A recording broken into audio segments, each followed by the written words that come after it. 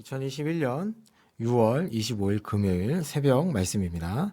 잠언 29장 1절에서 14절까지 말씀, 지혜로운 리더라는 제목으로 오늘 말씀 살펴보도록 하겠습니다. 우리 인간의 본성으로 인해서 누군가에게 책망을 받게 되면 우리는 마음이 많이 불편합니다. 그 불편한 마음을 하나님 앞에 내어놓고 받아들이는 사람은 겸손하고 지혜로운 사람입니다. 물론 비난의 말과 험담과는 다르죠.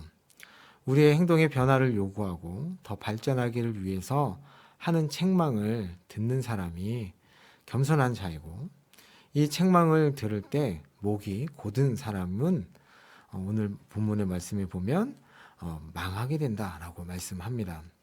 이 목이 곧다라는 표현은 하나님께 순종하지 않고 반항하는 이스라엘 백성을 언급할 때 사용하는 단어입니다. 하나님의 말씀으로 책망을 받고도 변하지 않는 사람은 미련하거나 악하거나 교만한 사람이죠. 그러한 사람은 갑자기 망하게 되어 회복이 불가능하게 됩니다.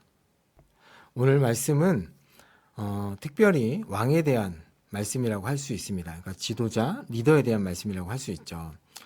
이스라엘 왕들 중에 하나님의 책망을 받고도 여러 명의 선지자들을 보내서 돌아서라 하는데도 불구하고 그들이 듣지 않으므로 교만하고 미련하게 되므로 망하게 되는 것을 우리는 말씀을 통해서 보게 됩니다. 그래서 2절을 보시면 의인이 많은데도 불구하고 한 명의 악한 왕이 권세를 잡으면 백성이 탄식을 한다라고 말씀합니다. 많은 의인과 한 명의 악인을 대조해서 불의한 통치자가 얼마나 큰 영향력을 미치는지 보여주고 있죠. 4절 말씀에도 왕은 정의로 나라를 견고하게 하지만 과도한 뇌물을 요구하는 왕은 나라를 파괴할 것이다 라고 합니다. 뇌물을 억지로 내게 하는 사람이라는 이 말은 뇌물의 사람이라는 뜻을 가지고 있습니다. 그러니까 백성들로 하여금 공물이나 조세를 많이 내게 하는 왕이라는 말이죠. 그 말은 백성의 상황을 살피지 않고 자신의 탐욕을 채우는 왕이라는 것입니다. 그 돈에 눈이 멀게 되면 가난한 자를 돌보지 않게 되죠. 그런데 정의로 나라를 다스리는 왕은 14절을 보시면요, 가난한 자를 성실히 살피는 왕입니다. 그리하면 그의 왕위가 견고하게 된다라고 말씀을 하고 있습니다. 또 피 흘리기를 좋아하는 왕, 즉 악한 왕은 온전하고 정직한 자들을 미워하고 그들을 죽인다고 10절에 말씀합니다. 또 어리석은 왕은 하인들 그리고 신하들의 거짓을 분별하지 못하는 왕입니다.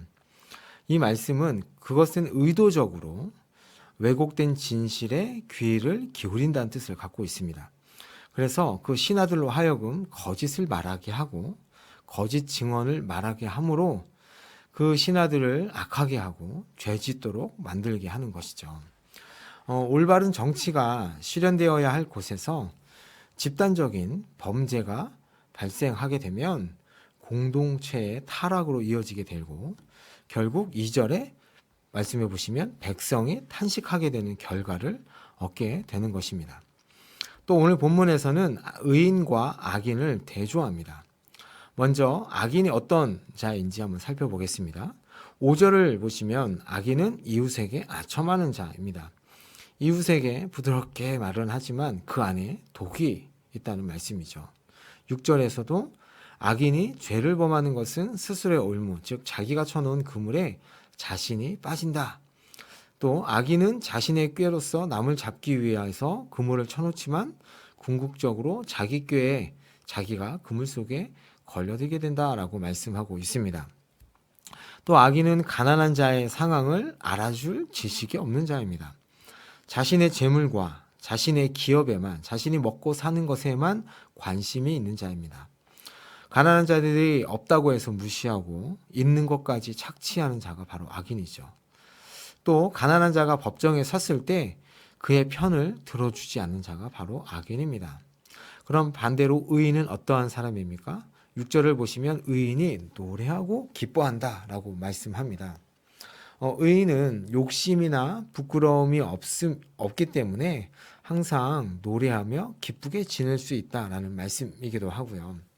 결국 하나님의 심판 때, 마지막 때에 노래하며 기뻐하는 자가 누구냐면 바로 의인이다라는 말씀입니다. 또 의인은 가난한 자의 사정을 알고 헤아리는 자가 바로 의인입니다. 여기서 가난한 자는 사회적 약자로 스스로 경제적인 어려움을 헤쳐나갈 수 없는 자가 바로 약자, 가난한 자입니다. 그러나 그들도 하나님의 형상대로 지음을 받은 자이기 때문에 하나님은 그들 편에 계시다라고 성경에서 계속 말씀하고 있죠. 따라서 의인은 하나님 때문에 가난한 자의 형편을 이해하고 도와주고 보살펴 주는 것입니다. 그래서 이제 2절을 보시면 이렇게 의인이 많아지면 그래서 백성이 즐거워하고 기뻐하는 것이고 악인이 권세를 잡으면 백성이 탄식하게 되는 것입니다. 자, 그리고 오늘 본문에서 세 번째로는 지혜로운 자와 미련한 자를 대조하는데요. 미련한 자는 어떤 자냐면 창기와 사귀는 자입니다. 부모가 원하는 지혜를 사모하는 것이 아니라 창기와 사귀어서 그 재산을 흥청망청하느라 부모가 가진 재산까지 손실을 가져오고 부모와의 관계도 끊기게 만드는 자가 바로 미련한 자라고 말씀합니다. 또 미련한 자는 법정에서도 그 다툼을 그치지 않는 자다라고 9절에 말씀하고 있죠. 또 미련한 자에게는 평화가 없고 또 자신의 분노를 다 드러나는 자다라고 11절에 말씀하고 있습니다. 자, 그럼 반대로 지혜로운 자는 어떤 자입니까? 오늘 본문에 보면 이 노한다라는 이 분노한다라는 단어가 반복해서 3번이나 나옵니다. 그러니까 분노하는 것을 억제하는 자가 지혜로운 자죠. 자신 안에 있는 분노를 억누를 뿐 아니라 억제할 뿐 아니라 공동체의 다툼과 분노를 그치게 하는 자가 슬기롭고 지혜로운 자다라고 말씀하고 있습니다. 또 13절을 보시면 이제 어느 사회든지 간에 이 가난한 사람과 포악한 사람이 공존합니다. 여호와께서 그 모두에게 눈에 빛을 주신다라는 이 말씀은 가난한 자나 포악한 자나 똑같이 그들에게 생명을 주신다는 말씀입니다. 이 말씀은 결국은 생명을 주시는 분이 하나님이시다라는 것이고요. 14절과 연계해서 보면 왕은 하나님의 대리 통치자로서 포악한 자들의 편이 아니라 힘이 없고 약한 자들의 신원을 성실히 살펴서 그들에게 공의로 정의로 다스리라. 그리하면 그 왕위가 견고하게 될 것이다 라는 말씀을 하고 있는 것입니다. 오늘 말씀을 간단하게 정리해 보겠습니다. 지혜로운 리더는 정당한 책망을 듣는 자입니다.